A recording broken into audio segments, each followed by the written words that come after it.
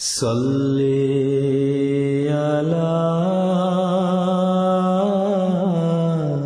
بسم اللہ الرحمن الرحیم۔ السلام علیکم ورحمۃ اللہ وبرکاتہ۔ ایک بار پھر آپ کے سامنے سیرت سرور عالم کی سیریز صلی علی محمد کے تیسرے سیزن کے ساتھ حاضر ہیں۔ پچھلے 2 سیزنز میں ہم نے جو سیرت کا دور کور کیا تھا اس میں مکے کا تمام دور اور پھر مدینے کے دور کے شروع کے کچھ سال غالباً 4 ہجری تک ہم نے کور کر لیے تھے، جس میں غزوہ احد، غزوہ بدر ہم نے کور کیا کافی ڈیٹیل میں۔ اب ہم اس وقت میں ہیں جو 4 ہجری کا زمانہ ہے، اور اس وقت کے واقعات جو ہیں وہ ہم اس پہلے پروگرام میں اس نئے سیزن کے وہاں سے ہم شروع کرتے ہیں۔ سب سے پہلے اس کا ذکر کرتے ہیں کہ 4 ہجری میں حضرت علی رضی اللہ عنہ اور فاطمہ رضی اللہ تعالی عنہ کے گھر حضرت حسن کی ولادت ہوتی ہے، اور حضرت علی ان کا نام حرب تجویز کرتے ہیں، جس کو جب رسول اللہ صلی اللہ علیہ وسلم دریافت کرتے ہیں وہ بتاتے ہیں کہ میں نے اس کا نام حرب رکھا۔ حرب کے معنی ہوتے ہیں جنگ یا وار، تو رسول اللہ صلی اللہ علیہ وسلم اس نام کو تبدیل کر کے ان کا نام حسن رکھ دیتے ہیں، اور اسی نام سے ہم آپ کے نواسے کو جانتے ہیں کہ جو حضرت علی کے بڑے بیٹے ہیں۔ اس سے ایک لیسن تو ہمیں یہ ملتا ہے کہ جو نام ہم اپنے بچوں کے رکھتے ہیں مسلمان، اس میں اس بات کا خیال رکھنا اہم ہے کہ ان ناموں کے معنی اور مفہوم اچھے ہوں، اور اس کے علاوہ اس میں کوئی ایسی پابندی نہیں ہے کہ وہ کسی خاص زبان میں ہو، عربی میں ہی ہو۔ ہم دیکھتے ہیں کہ مسلمانوں میں نام ہمارے ہاں بھی پاکستان میں کچھ فارسی سے، کچھ ترکی زبان سے مستعار لیے ہوئے نام مستعمل ہیں۔ جہاں تک ان کے معنی اور مفہوم درست ہیں، اچھے ہیں، تو یہ آپ صلی اللہ علیہ وسلم کی ہدایت کے مطابق ہیں، اور اس میں کوئی بہت زیادہ اس پہ کوئی ضروری نہیں ہے کہ وہ عربی نام ہونے چاہیے۔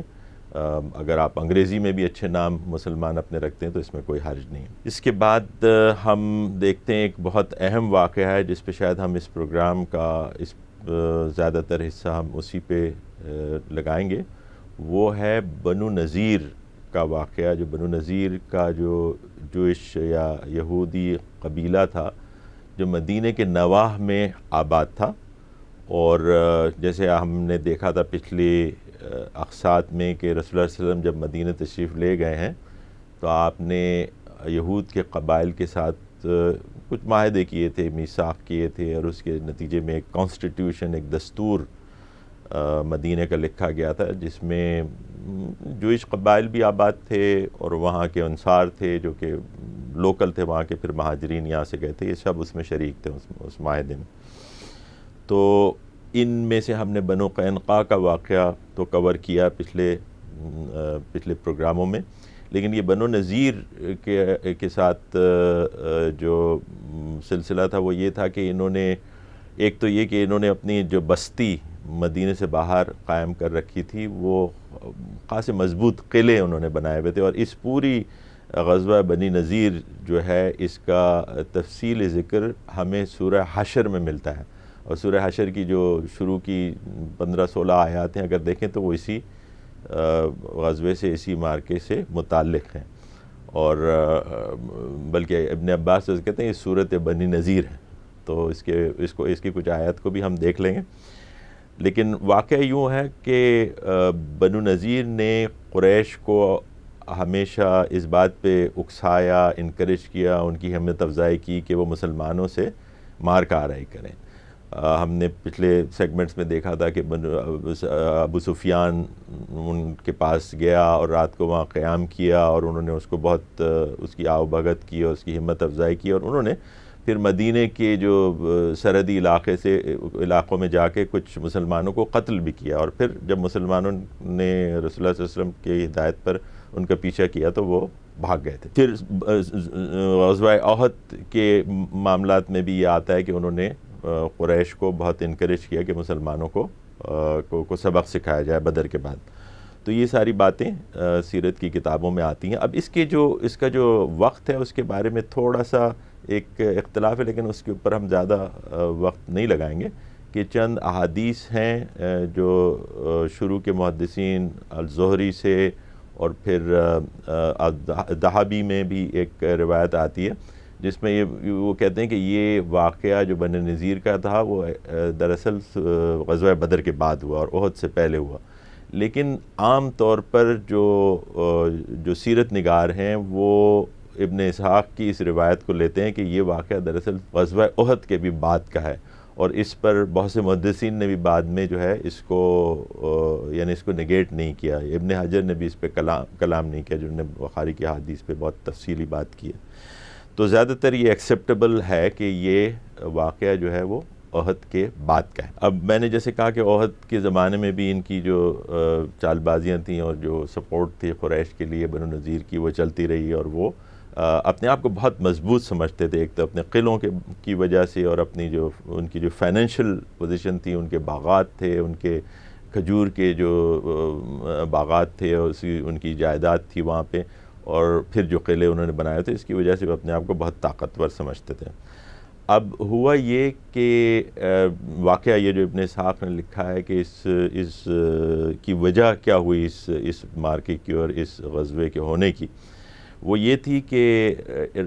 ایک واقعہ احد کے فوراً بعد ہوا تھا. اس کو بئر معونہ کا واقعے کے نام سے ہم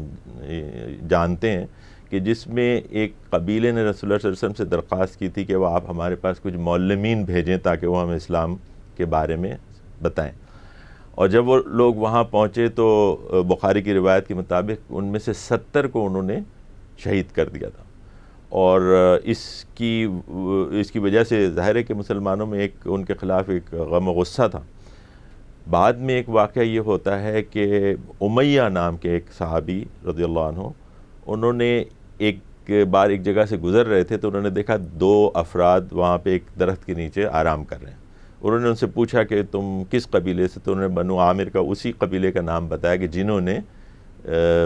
یہ بئر معونہ کے مقام پر مسلمانوں کو، معلمین کو شہید کیا تھا.